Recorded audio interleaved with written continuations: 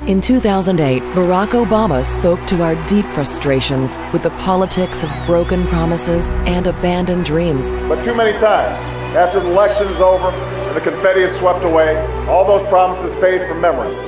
And the lobbyists and special interests move in, and people turn away, disappointed as before, left to struggle on their own. He promised us that his words mattered. Words matter. What our leaders say matter because the American people need to trust that we're saying what we mean and that we're meaning what we say. And asked all of us to hold him accountable.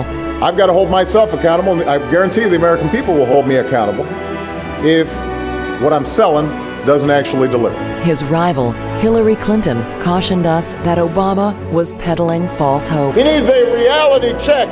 He's peddling false hope. There is not a liberal America and a conservative America. There is the United States of America. I don't mind cleaning up after them, but don't do a lot of talking. I'm pledging to cut the deficit we inherited by half by the end of my first term in office. He had promised to cut it in half, and in fact, we've had trillion-dollar deficits each and every year of his presidency. My job is to solve problems, not to stand on the sidelines and carp and gripe. There are still too many Republicans in Congress. These are bills that Congress ran up. You know, we've been a little bit lazy, I think, over the last couple of decades. Transparency and the rule of law will be the touchstones of this presidency. President Obama hasn't even made a token effort to keep his campaign promises of more openness and transparency in government. It was all just another lie that was told in order to get elected. There's been a tendency on the part of this administration to try to hide behind executive privilege every time there's something a little shaky that's taking place. President Obama invoked executive privilege to withhold hundreds of documents related to the flawed Fast and Furious gun running program.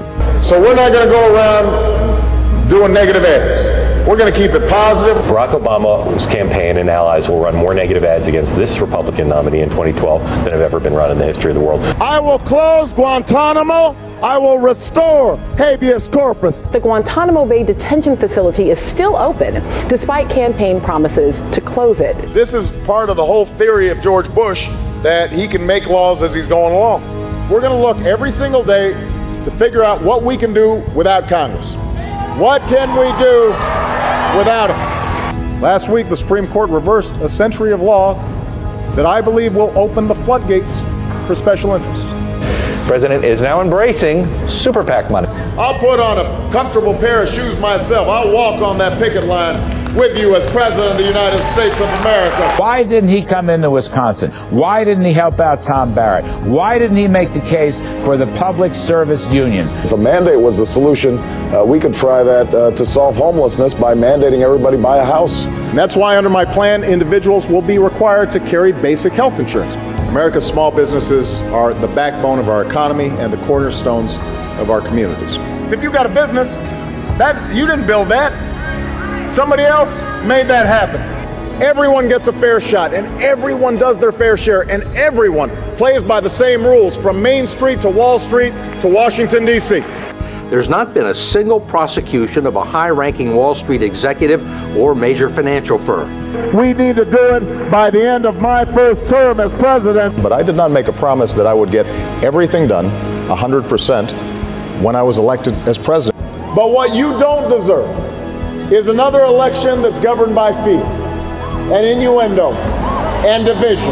Governor Romney plans to let Wall Street run wild again, but he's going to bring down the hammer on Sesame Street. Because of what we did on this day, in this election, at this defining moment, change has come to America. You can't change Washington from the inside. You can only change it from the outside. There's no more serious issue on a presidential campaign than trust. Trust matters.